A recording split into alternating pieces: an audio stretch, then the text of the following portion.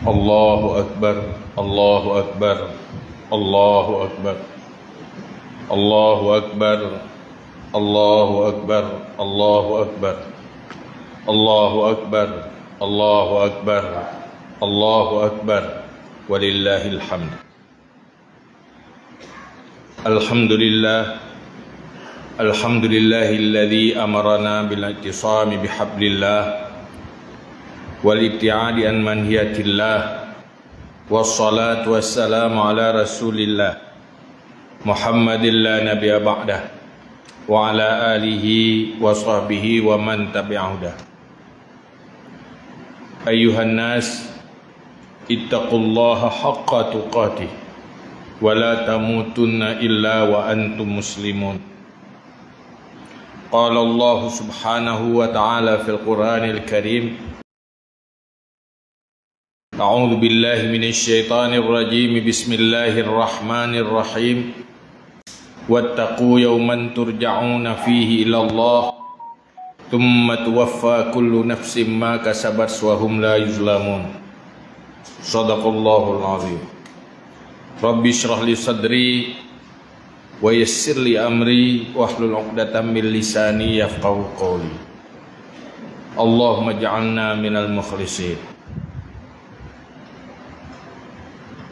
Pertama, mari sama-sama kita memuji Allah, sekaligus berselawat kepada Rasulullah sallallahu alaihi wasallam, juga kepada keluarga dan sahabat-sahabat beliau sekalian. Berikutnya takzim dan takrim kepada panitia pelaksana ibadah Hari Raya Idul Fitri di tempat yang mulia ini, yang pada hari ini mengundang saya untuk mengisi 2 khutbah hari raya. Maka insya Allah dengan takdir dan iradah Allah, kita akan mengisi waktu sedikit sebelum kita tinggalkan masjid ini. Semoga bermanfaat pada kita semua, juga kepada saya sendiri. Hadirin sidang jamaah Idul Fitri yang mulia, saat kita duduk sekarang ini, mari kita renung sejenak. Mari kita pergunakan waktu untuk merenungi tentang diri kita masing-masing. Pasti yang hadir di sini yang dewasa lebih banyak daripada anak-anak kecil. Malah banyak yang sudah tua hadir di sini. Kita bertanya pada diri kita sendiri, berapa kalikah kita sudah berhari raya selama hidup kita? Kembali kepada masa lalu. Mulai kapan hari raya yang terkenang pada hari ini yang kita kenang? Hari raya yang paling awal, yang paling lama yang telah kita kenang. Banyak kenangan-kenangan masa lalu, khususnya pada kita yang sudah tua-tua, di mana di saat hari raya kita ingat siapa yang mempersiapkan pakaian hari raya kita, siapa yang memandikan kita. Yang beliau-beliau itu sekarang sudah tiada, sudah pergi untuk selama-lamanya. Mereka tidak menghadapi lagi hari raya dan bulan suci Ramadan. Tetapi mereka yang memandikan kita, yang sebelum hari raya berpikir bagaimana berusaha untuk ada pakaian yang bagus untuk kita, bertanggung jawab untuk membahagiakan anak-anaknya, masih mengharap kita mengunjungi beliau-beliau. Kunjungilah mereka, mereka sedang menunggu kita. Mereka sangat berharap doa-doa dari kita. Dan kesibukan kita lupakan mereka. Mereka tidak pernah lupa berharap pada kita. Mereka yang selalu susah menjelang hari raya untuk diri kita. Lebih dulu memandikan kita saat kecil daripada mereka mandi untuk dirinya sendiri. Mereka tidak apa-apa, tidak punya baju baru, tetapi sangat gelisah kalau kita tidak punya pakaian baru di hari raya. Hari ini mereka menunggu kita di sana. Jangan lupakan mereka. Berdoalah, ziarahi mereka. Berdoa supaya keampunan dosa diberikan oleh Allah kepada mereka. Di situ kita harus renung pada diri sendiri. Hari-hari rupanya tahun ini kita masih bertemu dengan Ramadan dan Hari Raya Idul Fitri. Kita belum pergi seperti mereka sudah pergi. Apa tahun depan? Saat Ramadan kembali, kita sudah pergi atau kita masih berada di sini? Banyak teman-teman kita yang sama-sama berhari raya di tahun lalu, sekarang saat Ramadan datang, hari raya datang, mereka sudah pergi, duluan pergi. Apakah kita akan bertemu dengan Ramadan ke depan? Wallahu a'lam.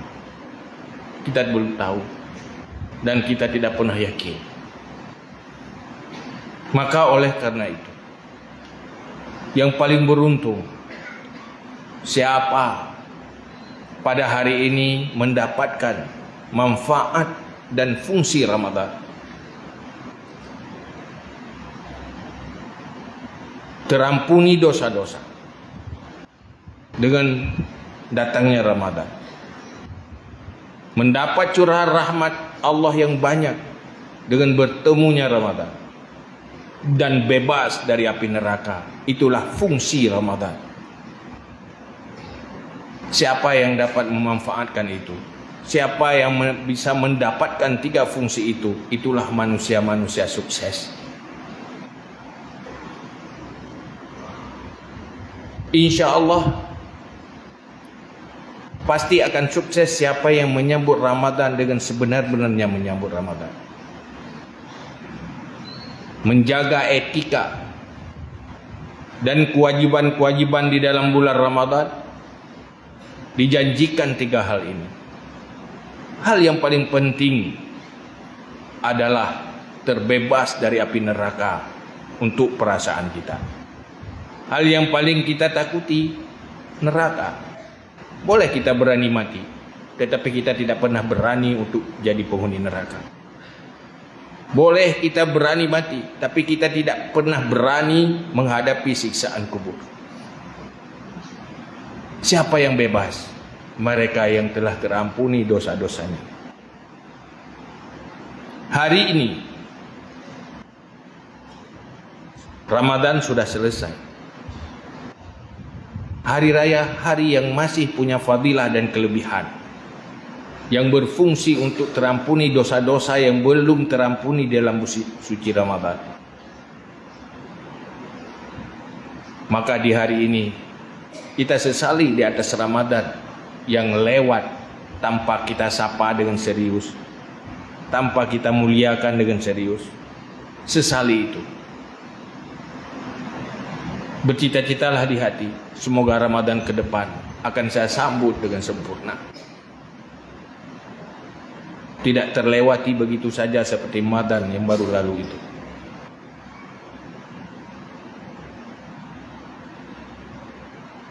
Oleh karena itu ada 3 hal penting yang ingin saya sampaikan pada hari ini sesuai dengan waktu yang singkat. Pertama,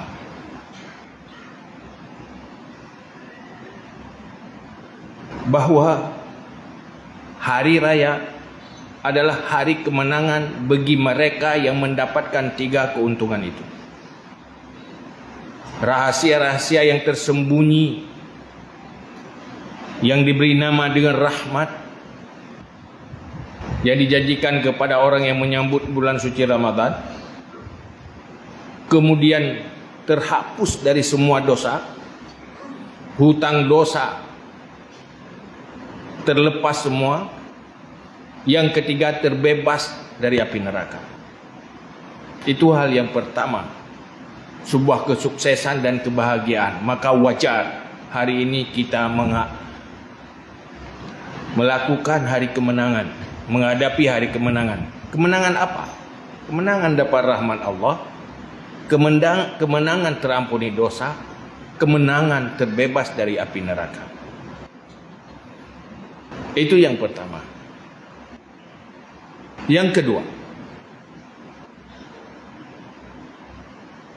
Ramadan intinya adalah kita diajarkan untuk mampu menjadi orang yang bertakwa. Lewat apa? Lewat kemampuan kontrol selera dan emosi. Di ujung ayat Allah mengatakan la'allakum tattaqun. Kamu diwajibkan berpuasa sebagaimana diwajibkan kepada umat-umat sebelum kamu. Ujungnya supaya kamu menjadi orang baik, orang yang bertakwa, orang yang bahagia di dunia dan akhirat. Sumber manusia hasanah di dunia dan akhirat modalnya adalah takwa. Siapa yang takwa? Takwa tidak pernah lepas dari kemampuan kontrol selera dan emosi. Manusia jadi jahat karena tidak mampu kontrol selera dan emosi. Manusia jadi buruk karena tidak bisa kontrol selera dan emosi sesuai dengan etika agama, rumusan-rumusan syariat. Kalau makanan kita bisa kontrol tidak makan saat kita lapar, saat kita sudah haus tetap bisa tidak minum, karena itu terlarang. Kenapa tidak bisa kontrol dari perilaku-perilaku yang buruk, selera-selera yang haram? Kontrollah itu. Tahan lapar memang tidak enak, berat. Saat haus tidak minum memang berat. Tapi banyak selera-selera dosa lebih berat kita tahan. Orang lebih gampang tahan makan, tahan selera minum ketimbang tahan selera berbicara dosa, komentar-komentar dosa. Sehingga Rasulullah dalam satu hadis mengatakan, aktsaru ahlin nar min hasaidi alsinatihim. Umumnya penghuni neraka hasil dari dosa komunikasinya, lidahnya, berbicaranya. Dosa-dosa berbicara. Kenapa terlalu banyak? Dosa karena makan haram itu masih sedikit. Karena orang pasti kalau makan yang haram itu tidak mungkin makan 1 ton, tidak mungkin makan 10 piring. Tetapi kalau berbicara bisa tidak pernah diam, berbicara dosa. Lebih gampang menawan haus air daripada haus berbicara dosa. Inti dari Ramadan yang sempurna tidak cuma tahan makan dan minum, tahanlah dari semua selera-selera dosa, baik berbicara atau mendengar, melihat atau memperlihatkan. Selalu sesuai dengan aturan-aturan halalnya, jangan sampai haram. Manusia terjebak kepada dosa dan masuk kepada neraka karena seleranya kepada yang haram. Allah membuat aturan halal dan haram. Halal itu perjalanan ke surga. Kenapa Allah larang yang haram? Haram itu perjalanan ke neraka. Kenapa mau manusia berjalan ke neraka? Selera. Saat tidak tahan selera, terpaksa berjalan ke neraka. Selera harta menghalalkan segala cara. Selera berbicara yang haram-haram. Sehingga dalam Islam diatur ada 20 etika berbicara.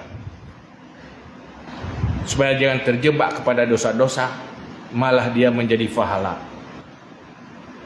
Maka lewat Ramadan, kalau kita sudah bisa kontrol selera makan dan minum, kontrollah selera berperilaku haram, berperilaku dosa. Itulah perjalanan ke syurga.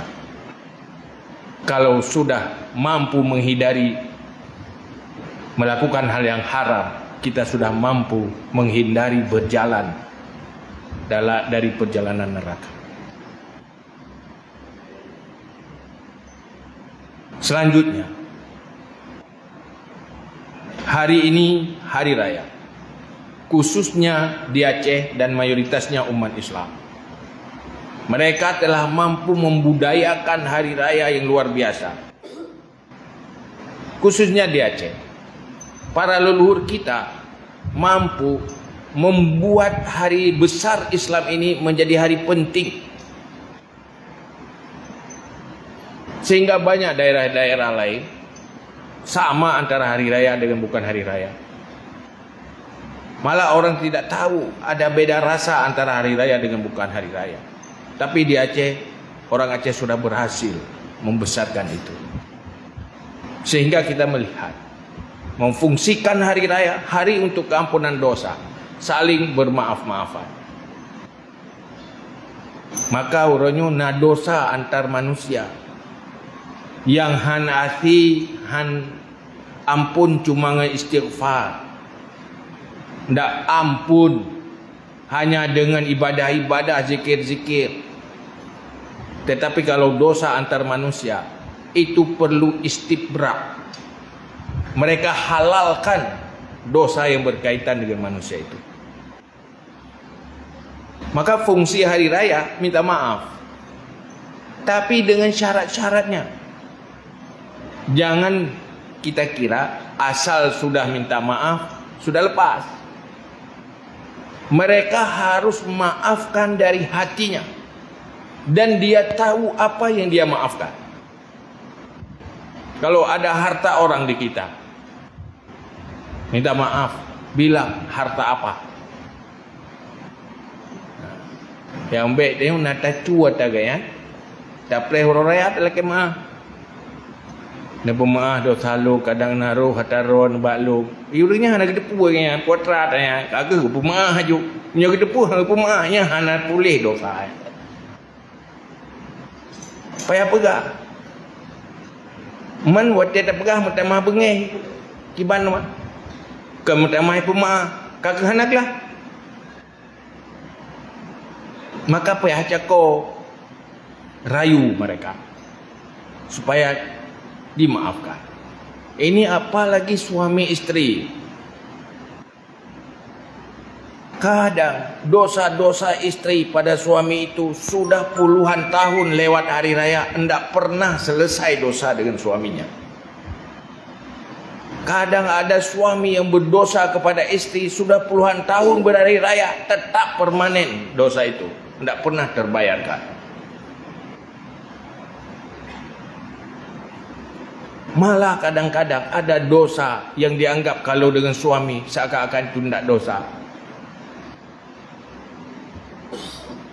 Nyan ba uroyo kajak kemah. Woy ale kemah. Kalau baru dimaafkan harus menangislah supaya hatinya luluh dimaafkan. Baik pedeng ti tadi.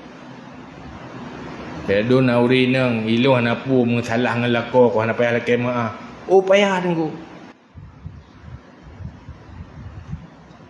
Karena paling banyak interaksi antar suami istri. Istri,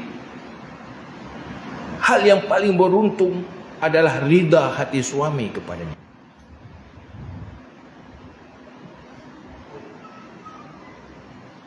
jauh lebih penting dari yang lain. Suami, sebaik-baik suami adalah orang yang paling banyak berbuat baik untuk istrinya, untuk keluarganya. Apalagi dalam rumah tangga banyak terlupakan hak dan kewajiban antar suami istri. Suami punya kewajiban, kalau dia tidak melakukan menjadi dosa dan berhutang dengan istri.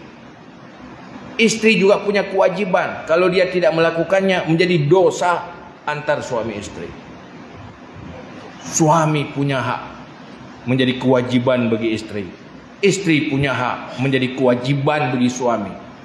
Meninggalkan kewajiban itu tanpa ada pemaafan dari pihak salah satu, itu menjadi dosa-dosa. Nyan kaji lekemah. Kadang dah bikin peng permoh peng rawai. Tacok hana telekaidin. Nyan haja pegah ya mu peng permoh je cua. Dosa sih. Permoh kan sih. Lah talako tetap pengut aju. Bayang hanjit tak pengut atagop. Itu ilmu dari mana? Siapa yang ajarin? Mencuri harta suami lebih dosa daripada mencuri harta orang lain. Pertama, menyakiti suami yang diperintahkan kita untuk berbuat baik. Yang kedua, mencuri. Jadi baiknya konsep-konsep hai mengata rumah teh diet pengut-pengut aju, tetap Allah mendosakan itu. Yang istri tidak boleh nipu-nipu punya suami. Maka kalau sudah nipu, kita suami-suami ditipu istri, jangan minta bayar, maafkan saja. Tetapi yang istri minta maaf. Hai ilong nalu pengedron gara-gara COD dum. Aruh lu pengeju mempegah orang yang lumblo gulai 50 lu pegah tertu. Padahal bayar COD. Nya ya pegah balako ne puah maah ne puah halu be mendosa ai tiji orang kira tengah. Itu baru contoh atau kata-kata yang saling menyakiti. Suami walaupun pemimpin rumah tangga juga ada batas-batasnya. Jangan lampaui hak-hak yang diberikan oleh Allah. Jangan tinggalkan kewajiban-kewajiban. Maka pada hari raya ini pastikan dulu, jangan sibuk minta maaf dengan orang lain, padahal orang di samping kita masih punya utang dosa yang belum selesai. Minta maaflah.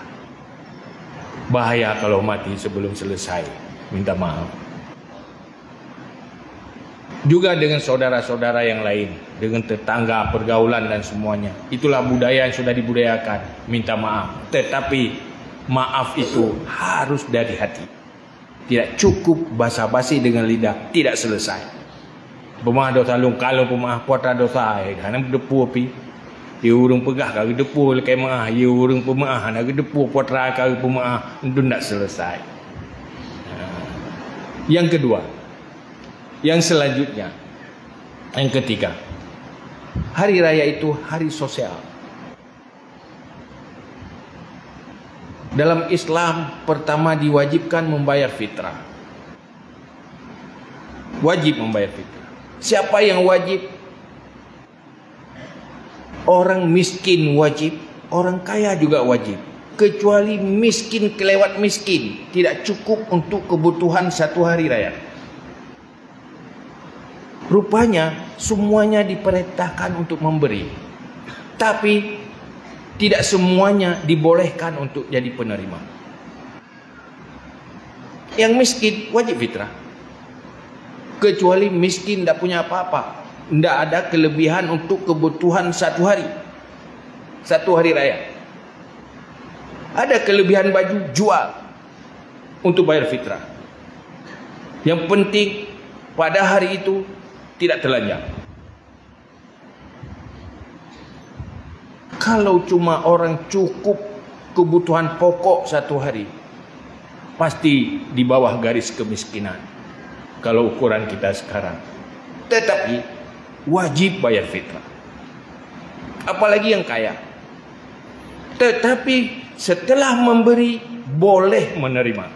Dia memberi cuma berapa kilo, tapi boleh terima puluhan kilo, karena dia miskin dalam kategori penerima, tapi kaya dalam kategori pemberi. Yang kaya tidak boleh. Anda yang sudah kaya-kaya, jangan terima, beri saja. Islam itu agama sosial. Al-haya liyu'tu la liya'khuzu. Manusia sukses itu, sukses hidupnya apabila hidupnya bisa memberi, bukan jadi penerima. Yadul ulya khairun min yadus sufla. Tangan di atas lebih mulia daripada tangan di bawah. Penerima tidak lebih mulia daripada pemberi. Apalagi yang diterima itu yang haram, lebih hina lagi. Yang diterima hasil tipuan, lebih hina lagi. Sudah kaya masih nipu lagi. Padahal Islam mengajarkan kalau kamu yang sudah kaya jangan jadi penerima. Dari yang halal pun jangan minta. Kamu diperintahkan untuk memberi. Maka diperintahkan dalam agama itu pemurah. Zakat fitrah mengajarkan kita untuk jadi pemberi. Jangan ada alasan miskin. Selama masih ada kelebihan walau sedikit, berilah itu. Jangan pernah beralasan. Ladumna urung alasan orang yang wate baka biaya. Bagi jaga fitrah orang kaya karat ni. Pakai alasan ya. Wate leke bak kamu, wate juk ke hanai kamu. Tentang rasional tak le. Ena orang kaya, hak aku orang kasi gekarat le orang kaya. Kamu pi benar, kepu ku orang kasi mandap. Baik wate leke bak kamu, wate juk ke hana ke kamu. Itu bodoh. Kita sudah ditempatkan pada sisi mulia jadi pemberi, kok mau turun di tempat yang hina jadi penerima? Penerima itu hina cuma terpaksa. Kalau bisa jangan jadi penerima. Kalau bisa jangan jadi peminta.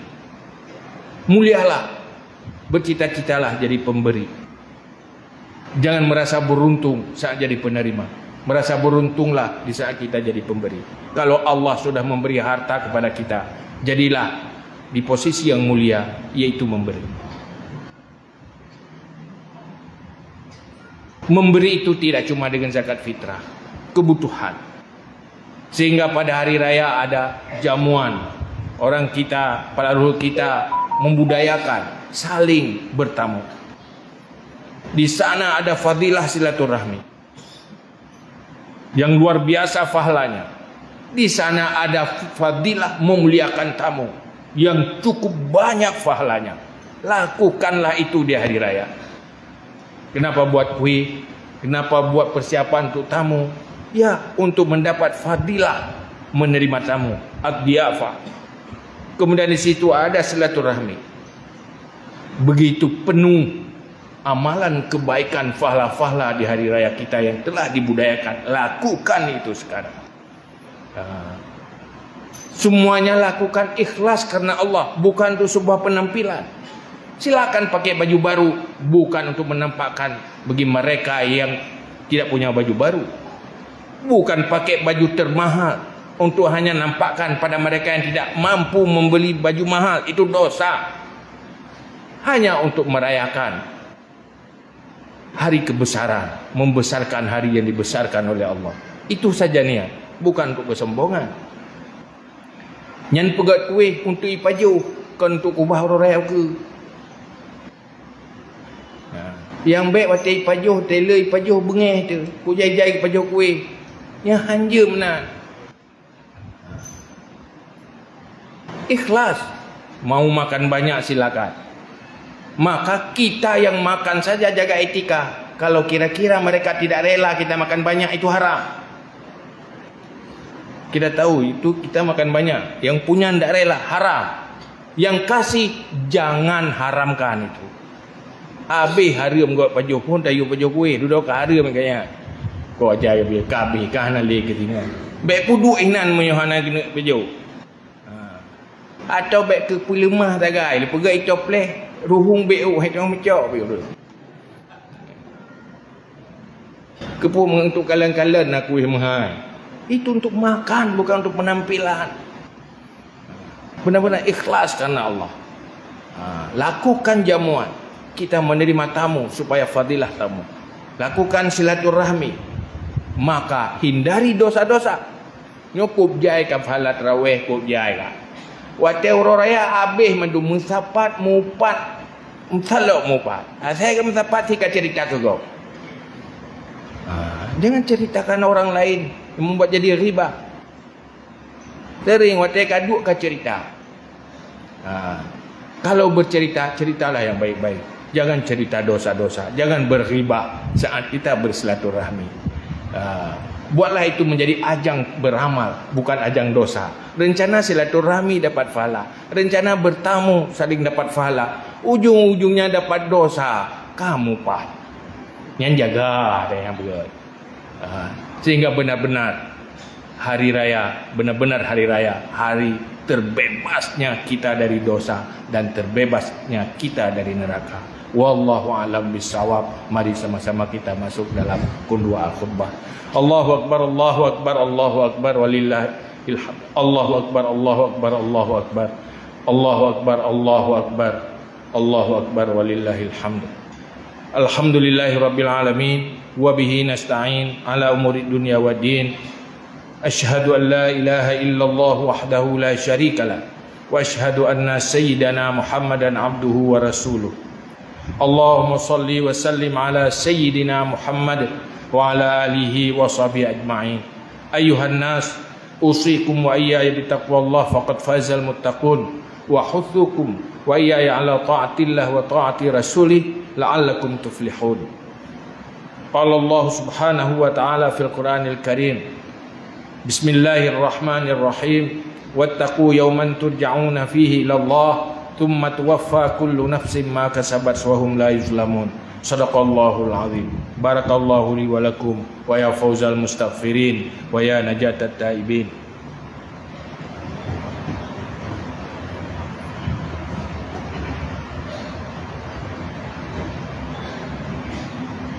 الله أكبر الله أكبر الله أكبر الله أكبر الله أكبر الله أكبر الله أكبر ولله الحمد الحمد لله الذي أمرنا بالاعتصام بحبل الله والابتعاد عن منهية الله والصلاة والسلام على رسول الله محمد لا نبي بعده وعلى آله وصحبه ومن تبعه أيها الناس اتقوا الله حق تقاته ولا تموتن إلا وأنتم مسلمون قال الله سبحانه وتعالى في القرآن الكريم وهو أصدق القائلين أعوذ بالله من الشيطان الرجيم بسم الله الرحمن الرحيم قل أعوذ برب الناس ملك الناس إله الناس من شر الوسواس الخناس الذي يوسوس في صدور الناس من الجنة والناس اللهم اغفر للمسلمين والمسلمات والمؤمنين والمؤمنات الأحياء منهم والأموات اللهم انصرنا فإنك خير الناصرين وافتح لنا فإنك خير الفاتحين واغفر لنا فإنك خير الغافرين وارحمنا فإنك خير الراحمين وارزقنا فإنك خير الرازقين واهدنا ونجنا من القوم الظالمين وهب لنا ريحا طيبة كما هي في علمك وانشرها علينا من خزائن رحمتك برحمتك يا أرحم الراحمين ولذكر الله أكبر والله يعلم ما تصنعون السلام عليكم ورحمة الله وبركاته